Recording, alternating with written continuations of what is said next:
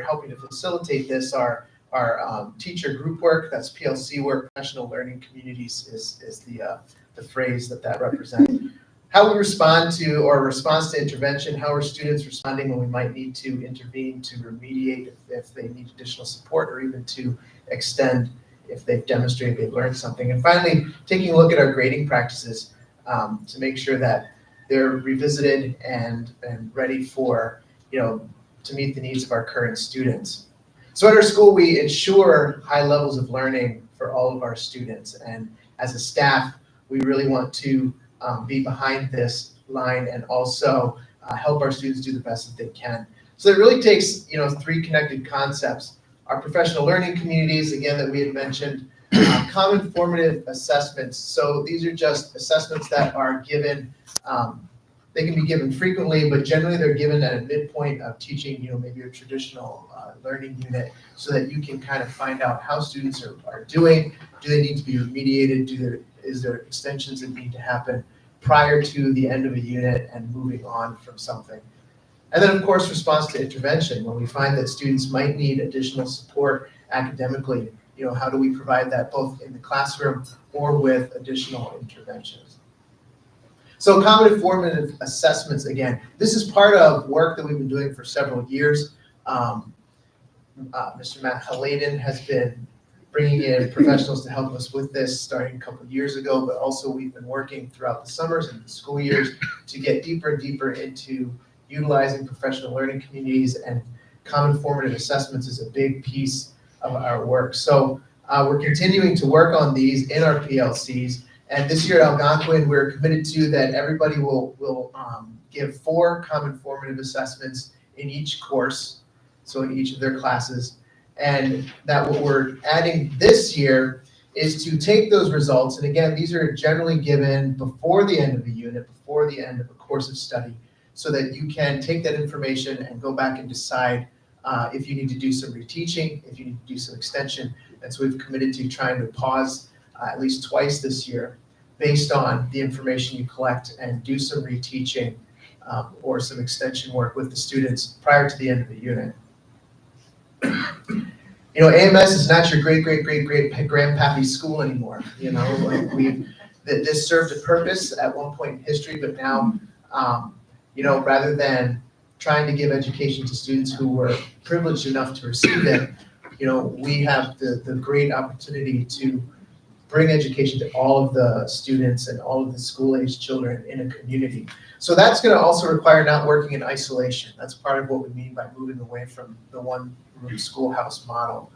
So part of the way we'll do this is increased staff planning time, involving classroom aides in our team meetings, so these are folks who work with students very closely, and their opinions are really important to hear as far as how students are doing, who might need, again, additional support. So we've invited, and this is again a teacher initiative, to say, why don't we bring these folks into our regular planning meetings to talk about students.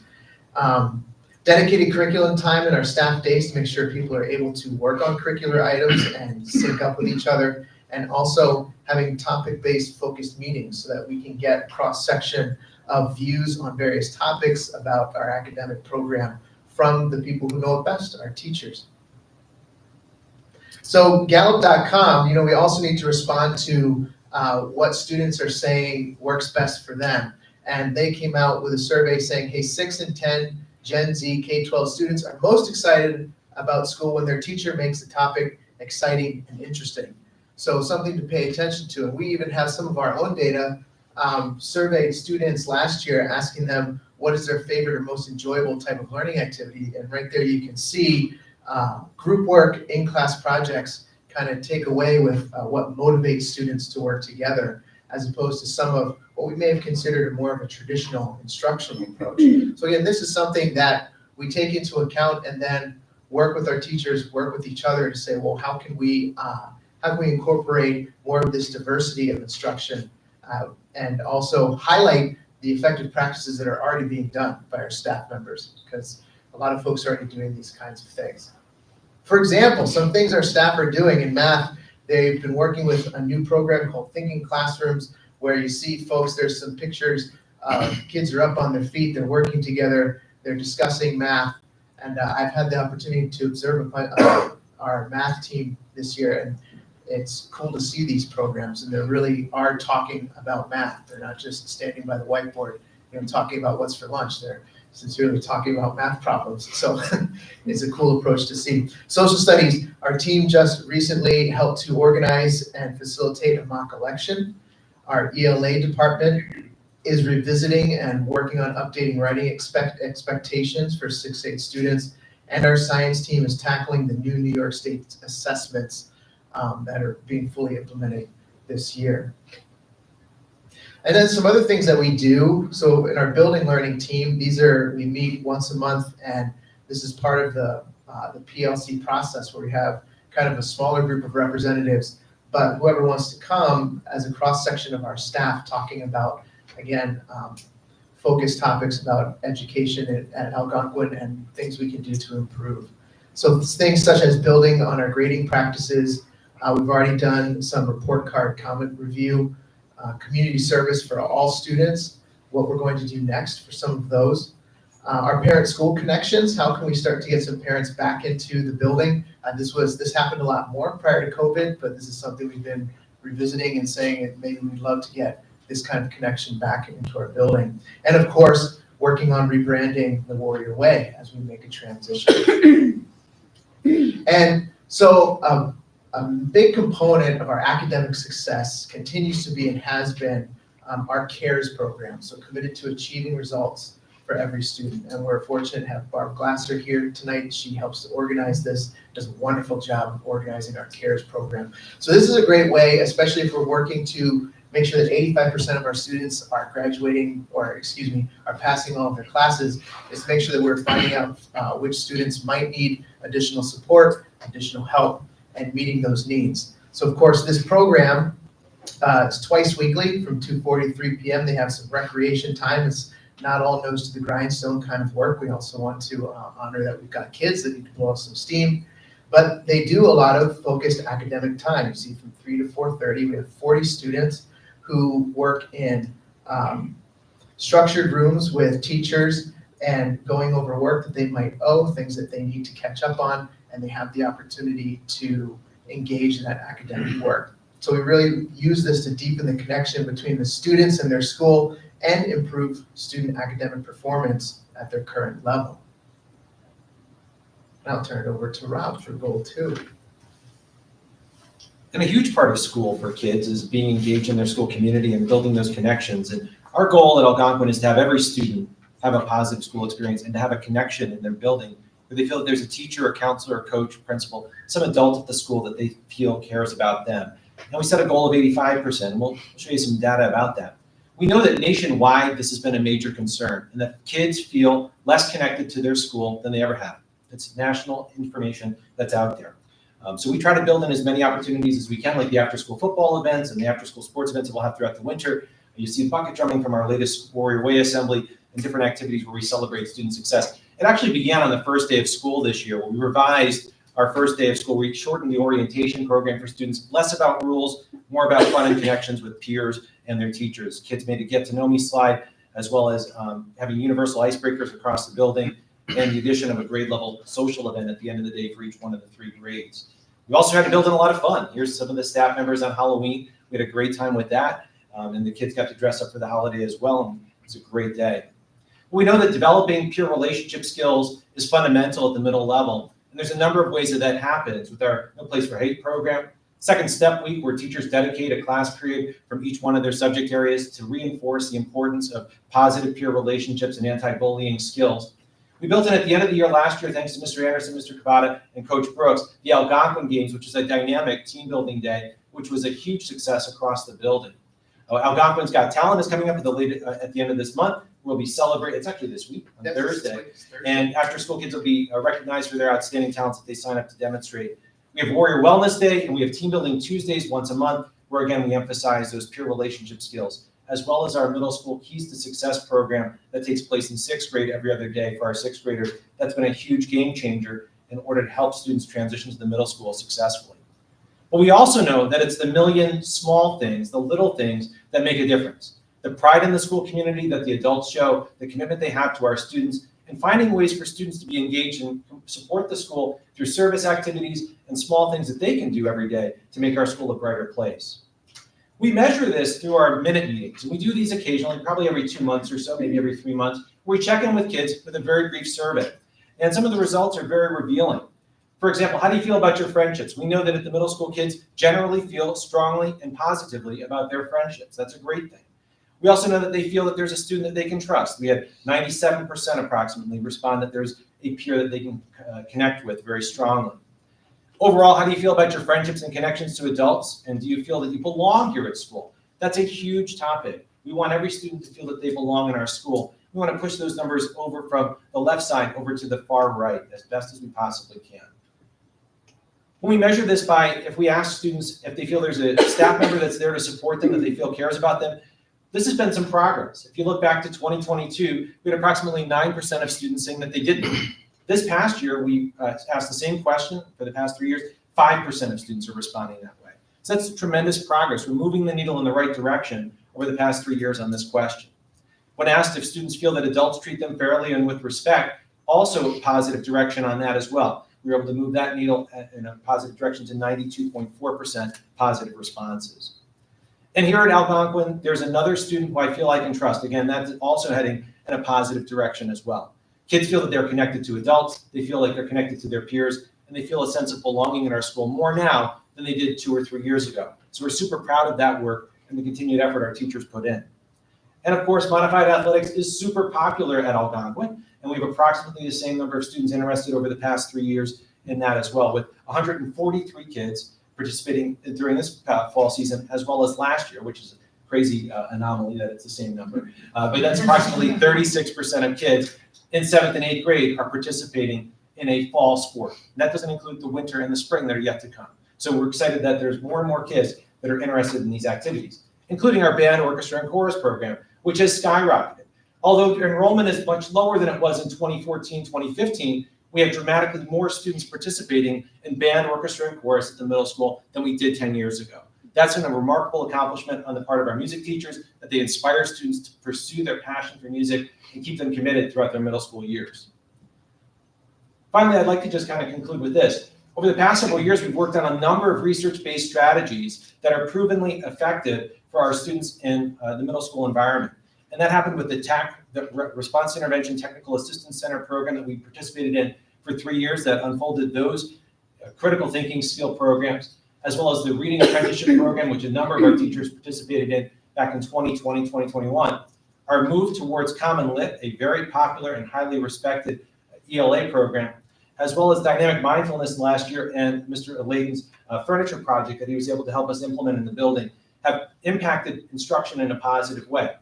And this year, Brian's been working on a passion project of his related to this and some research-based practices around student connection. Yeah. Please edit that out in the DVD. Thank you. So yes, this past summer, thanks, Brian. We, something that we were digging into is we kind of do an analysis of discipline numbers. Again, this research about connectedness, and discipline is definitely something that's become an increased issue after COVID. And so we look into, my desire was to kind of dig into what are some things that we could do to maybe try to get kids feeling connected and reduce discipline in the school. But also with the frame of mind that we're not overwhelming our staff, that this is something that we wanted to find strategies that are very user-friendly, don't require additional training, something that can be used, kind of right after you hear about it. So I did some reading, a bunch of articles, research-based articles this summer, and started to notice a thread that pulled through at least the articles that I was choosing that talked about the power of the teacher-student relationship and how powerful that is in the life of a student. And so then I collected all of this into just a slide like this that we presented to our staff that kind of makes the case for, what can we do to intervene that is a way that is very usable but also powerful. So, just to kind of be open about this, included the research that I looked at, even the benefits on teachers, But something very interesting was one article that talked about the power of just welcoming a student. When a student comes in the room, saying hello to them, but then saying something sincere that you notice about them, like, Jim, I love the pairing of the blazer and sweater. It's fantastic. Like just something that simple every day. That in this research, that they showed that this really had an impact on students. And these were students who were struggling to engage, and they noticed higher levels of engagement as teachers utilize these strategies.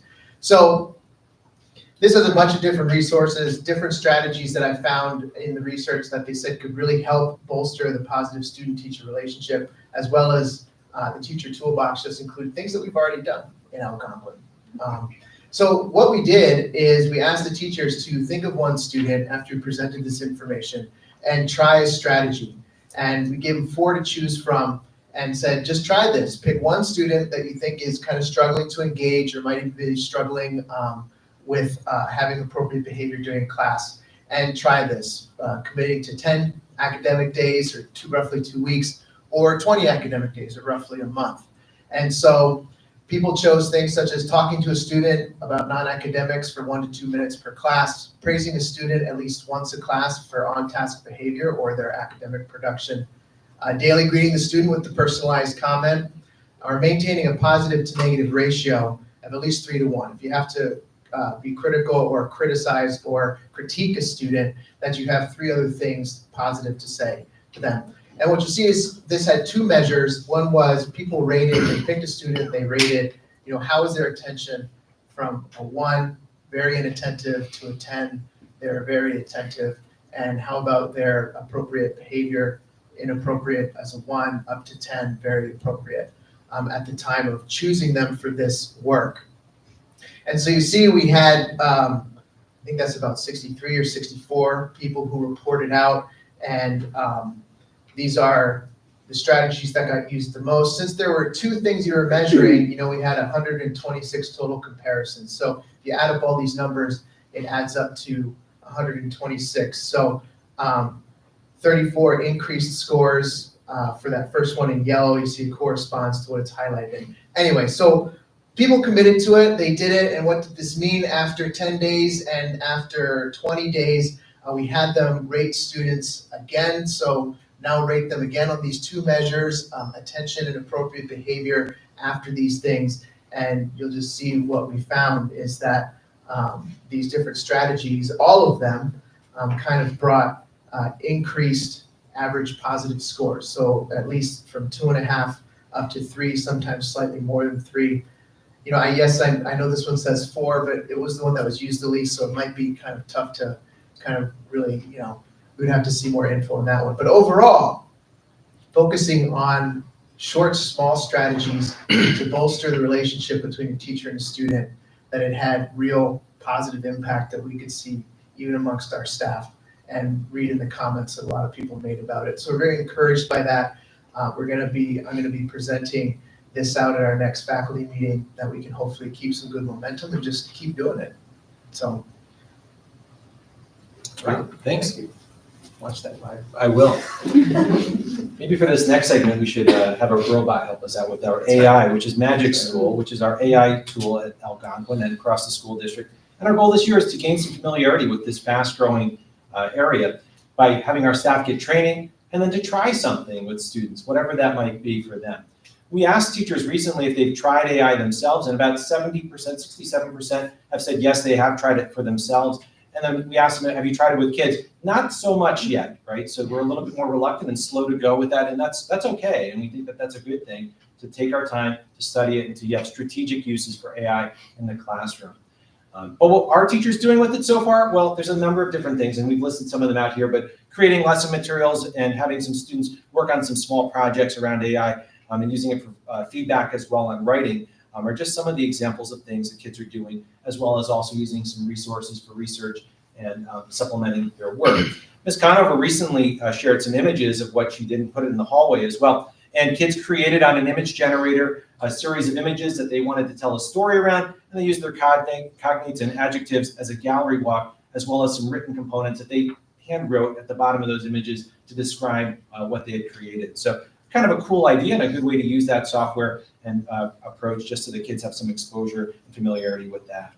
But we'll be continuing that work throughout the winter and the spring.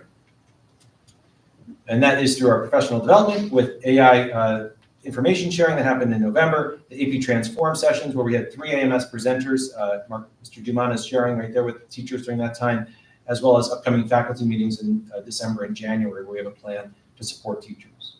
But overall, our goal at the middle school is to foster fun, have kids feel connected to their school. We want to grow our instructional practices continually, both with the quality of the instruction we provide to students and the connection that they have to their teachers, and then also developing kids' skills as well as our staff skills for AI in the future. So that's just a quick snapshot of things at Algonquin over the past couple of months as we move forward through the 24-25 school year. So, thank you. Thank you. Thanks, thanks. Does anybody have any questions, comments? Lauren. I've said this in board meetings before, but I just wanted to reinforce some of the points you guys were talking about in terms of how critical it is. It might seem small when students say that they connect or trust with a teacher or a peer, that has absolutely critical outcomes in terms of protective factors from trauma. So long-term studies in terms of adverse childhood experiences, we know that is one of the major protective factors that can help a child grow into an adult who suffers less regarding any trauma that they've experienced, obviously outside of school and outside of our control even, is that they have relationships in the community. So I think the data that you're showing in terms of teachers and how they feel about their peers is huge and is bridges into the relationship building that Dr. Rose was talking about in terms of using things that are more natural consequences. Because I think sometimes when we talk about removing disciplinary action, people worry that means there's no consequences, and that's not quite the same thing. So I just wanted to reinforce that data has more implications, even longer term. That's great to see. Thanks. Justin. Yeah, I just had one question. It was in part 2, and one of the things I think that you guys said you were discussing was building grading practices. I was wondering if you would just elaborate on that a little bit. Yeah, so it's a growing area of research, and Matt's been interested in that topic too. And we've had some discussions around what are the best ways to help kids reflect on their learning? How do we show progress? What's even the purpose of grading, right? It's a big question, and everybody might have a different answer. So we've had some discussions about that, as well as just how do we organize and structure a report card? Should it reflect on students' academic achievement of standards that we've set as a school? But should it also reflect citizenship and work habits and other life skills that we know are important? How do you decipher that? And how do you actually come up with a grade for a class? So those are kind of like the very broad discussions. There's a great body of research that's growing on this topic too, and a lot of schools that are dabbling in different changes. So we're trying to investigate what other schools are doing. We're going very slowly with that, but we want to purposely do that, study things and understand better, and come together as a group and have a common understanding of our practices in general. Does that make sense? It does, thank you. Kind of a broad answer, but that's where we are right now. So. No, that's fair. No, I appreciate it. Sure. I just wanted to say thank you. You guys went through a whole heap of stuff really, really fast. But I think that's just how you guys continue to roll and operate, just like always willing to do more and more for the betterment of our students. And I appreciate that. Lots of good things and positive things, as Lauren can articulate with her background way better than I can. I just know that, oh yeah, that seems to make sense, but she's got that technical background that fits that. But thank you for all your work and continued efforts. No school's hard. I appreciate it. Well, I'm gonna rip off that because something happened again. This is not the first time. This is probably the 4th or 5th. Clearly I'm kind of a chatty Cathy, and I get out and there's gymnastics and we go for hikes and I talk to people in districts all over, and people with young kids. And once again, I had people talk to me about, oh, you're an AP, we're thinking of moving to the district. Oh, and I'll always say, it's lovely. What's on your mind? What's making you want to move here? Which I'm always happy to have people move here. And not the first time someone said, oh, I heard about Algonquin. I want my kid to go to Algonquin. And I was like, well, you heard right. And, but this is why, and it's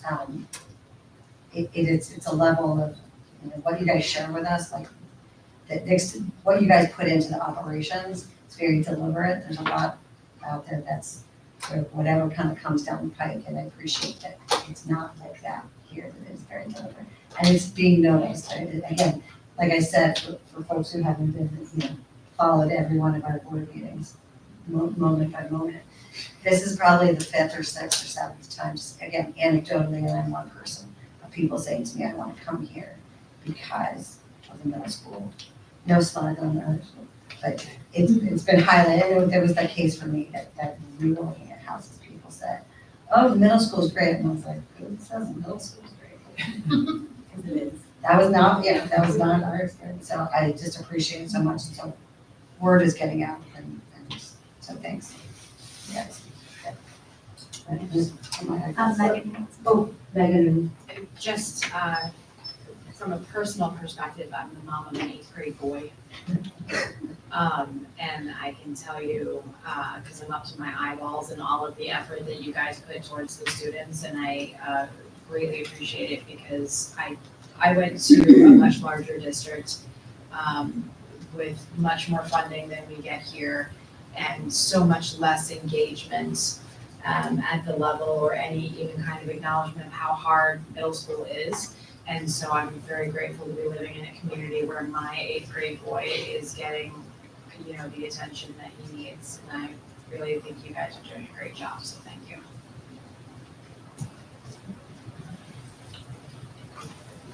Thanks, guys. I like the shield next to the AMS. Is that a knife shield? Yeah, it's an allusion to her. All right. Thank you, Rob and Brian. Brian, especially, thank you for the compliment. Appreciate it. It's dopamine. Rob did okay too, but Brian. He's showing you firsthand the effects of saying something positive about students. Falling right into that trap, right? It works. Great job. Feel free to take off, middle school folks. We don't want Not that we don't want to. Listen, we had a deal. I was here for his That's presentation. Our last presentation of the day is by, speaking of well-dressed. People didn't recognize Mr. Bouvier today. I thought about going quarters up underneath. It's very Sure. But now that I see you, I should have. So. That's right, that's right. So Mark is here to talk to us about athletics. We haven't done a presentation, I don't think, on athletics since I've been here in this role, so appreciate you coming in and the opportunity for the board to hear what's going on in your department. All right, thank you for having me tonight. Looking forward to presenting on all the good things that are going on in athletics and some things you probably don't know that we do in athletics. So just a little background here. 3 full-time employees in the athletic department, myself, our administrative assistant, and our athletic trainer. Currently, as of today, because we do have a few vacant positions, we have 59 coaches on staff. 18 of those coaches coach multiple sports. We have 26 interscholastic athletic programs and a total of 59 different teams. That's from modified all the way up through varsity. Just a little bit about our registration numbers. This winter, which today was the first day of varsity and JV practices, there's always a little buzz in the building. We had 297 student athletes signed up in the winter. In the fall, we had 501. And then going back to last spring, we had 475. And those numbers are pretty consistent for like the past 5 years. The winter is always less. There's less offerings. The teams are smaller. So that's why you see the lower number in the winter. And just our participation numbers from last year. At the high school, we had 433 students participate in at least one sport here at the high school. So a shade under 50% of our students last year participated in at least one school-sponsored sport. Down at the middle school, we had 214 students last year participate for a little bit over 52% of the 7th and 8th grade population at the middle school participating in a school-sponsored sport. And then overall, as you can see, 50.55% of our students in grades 7 through 12 participate in at least one sport here at Averill Park. And as you see our picture here, this is the first year of a totally all-female wrestling team. Last year, these are two of our female wrestlers that participated on the boys team, but also went to some all-girls tournaments. You may see, for those of you that follow us on Twitter, or formerly Twitter, now known as X, we use the hashtag winners in the 3 Cs. And that's kind of when I go around and talk to teams, and what I try to impress on the coaches to talk to the teams about is being winners in the classroom, in the community, and in competition. And when I go around to our different teams throughout the season, and I ask them, well, what does it mean to be winners in the classroom, winners in the community, and competition? And when I say, what's it mean to be a winner in the classroom, the first response I always get is, well, good grades. And yeah, that's one of the things about being a winner in the classroom. But I tell them, good grades is different for every student athlete. We want you working up to the best of your capability. So, your teammate next to you, if they work up to the best of their capability, that might be good grades for them, might be a 98. But the person on the other side of you might be an 89. Doesn't matter. We want them working up to their capability. We also want our teams to be New York State Public High School Scholar Athlete teams, which I'll get to that a little later. All of our teams were last year in the 23-24 school year. But it's not just grades in the classroom. We want our student athletes to set the example for the rest of their class. Proper behavior in class, taking leadership positions within clubs in the building, behaving in the hallways. I always say, I don't want to get that email from Mr. Miller saying, I've got 3 girls on the girls volleyball team and they just chat the entire time in class. They won't pay attention. They don't do their work. I don't want to get those emails. Be the leaders in your class. Show the rest of your classmates what they should be doing in class. That's kind of winners in the classroom. Then we talk about in the community. Okay? We talk about volunteerism. We want our teams going out and doing some type of volunteerism. Working with youth programs. But I also talk to them about, hey, when you go out with your friends, let's say you're going to Applebee's in East Greenbush on a Friday night after a basketball game. And I say to them, how many of you guys, when you go out, wear something that says Averill Park, whether it's a hoodie, a hat, jacket, whatever it is? And inevitably, almost every kid raises their hand. I said, as soon as you go out there, anybody that sees you or that group of people you're with automatically associates you with Averill Park, or whatever it is. If you have Averill Park soccer on, you with Averill Park soccer. So how you behave in the community is going to be the impression that that person gets. So I tell them, you go to Applebee's, make sure you're behaving, make sure you're using proper language. You may have a family of 4 behind you, and if you're swearing, using inappropriate language, it's not going to leave a favorable impression on people that see you. Make sure you're not the people that are throwing food at a table. Make sure you leave the waitress a good tip. All of those things that leave a favorable impression that we want our student athletes to do. And then we talk about in competition. And inevitably I ask that question. What they say is, well, we want to win games. Of course we want to win games. But we also want to do it the proper way. We want to do it with good sportsmanship. We don't want to be yelling at officials. We don't want to be yelling at our coaches. We don't want to be yelling at our teammates. So all of those things are what we try to impress on our student athletes and coaches. And we've kind of used that slogan for probably the past 5 or 6 years, throughout our athletic program. So some of the goals we have in our athletic program. We want to be a New York State Public High School Athletic Association Scholar Athlete team. That's open to all varsity teams. Basically what it is at least 75% of the roster of the team averages out to have at least a 90 average or better. We want to practice good sportsmanship. We want to work with our youth programs. You'll see that for both boys and girls soccer senior nights, youth soccer players were out there when each player was introduced, out there in the line with them for that and the national anthem. You'll see our basketball teams working with Averill Park Youth and St. Henry's throughout the winter. Our softball team is holding a clinic with the Classy Lassies. We encourage all of our teams to do something with the local youth programs.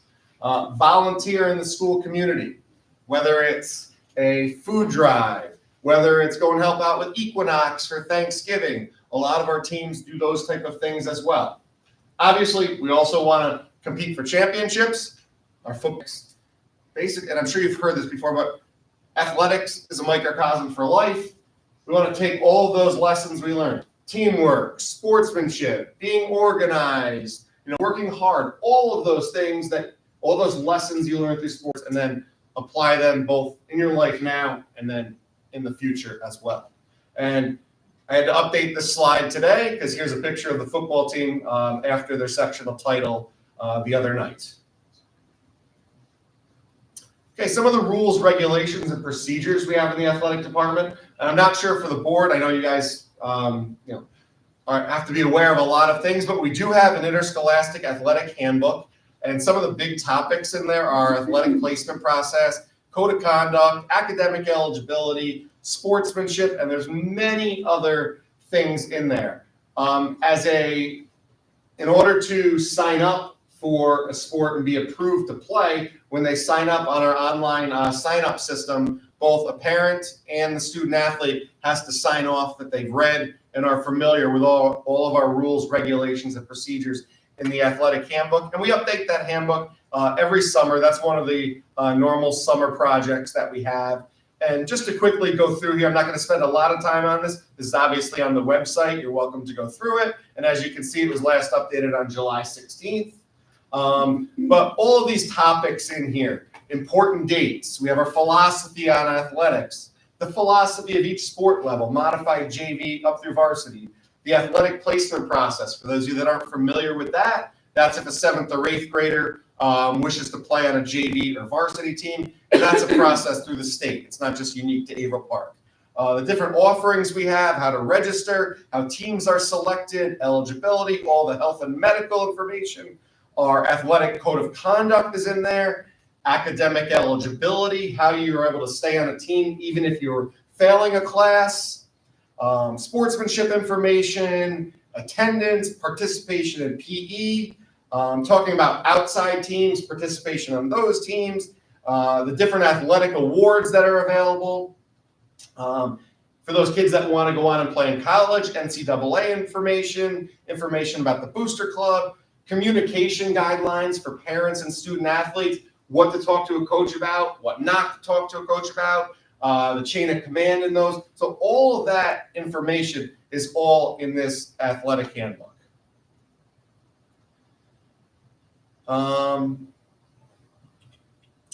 Then we have a little bit about event safety here, and I'm sure, Sorry, yes. the athletic handbook, that's for students? It's for students and parents, guardians, yes. Thank you. No problem. And spectators. Yes, and it should be anybody who goes to a game, yes. Yeah. Some information about spectators in there as well. Expectation of spectators and anybody who is attending a game, either here on our campus or on another. Thank you. Event safety, obviously is a big topic recently, especially, stuff that is going on at Bethlehem in the past, in the fall and in other districts. We do have an athletic emergency action plan. I think we've had that for 3 years. I do have to give credit to our athletic trainer, Rachel Brown. That was one of the projects she took on about 3 years ago, spent an entire summer working on that. Has worked closely with Kate Dorgan as well on that. Any information regarding safety is in that plan. We go over it with our coaches. All of our coaches have a copy of that in their folders that they receive at the beginning of each season. It's got everything from active shooter situations to heated X procedures, concussion information, windshield procedures. If there's an emergency at your location, what's the closest entrance for the ambulance? Who should be calling 911 in an emergency? All that information is in that emergency action plan. This picture is actually a recent picture of the first football game of the year. It really doesn't do the crowd justice because the bleachers on the other side of the field were just as full, and literally the people were lined all the way around the fence, basically from here down to the concession stand and by the school as well. One thing we instituted this fall is a pregame announcement for any events that have a PA system available. So basically in the fall, that was football games and volleyball games. And then in the winter, boys and girls basketball and wrestling here at the high school. Just that, basically that announcement says if there's an emergency, what spectators should do, what student athletes should do, what officials should do, and that we have chaperones and administrators at these events that are trained to handle those situations. We have a meeting with coaches in the fall, winter, spring, go over those procedures as well with them. And luckily, we did just at our winter coaches meeting last Thursday, right in this very room. SRO Nichols was here and he spent about 10-15 minutes going over emergency procedures with them as well. Rachel Brown, our athletic trainer, each coach gets a little card that has some emergency procedures for them specific to the facility that they're using as well.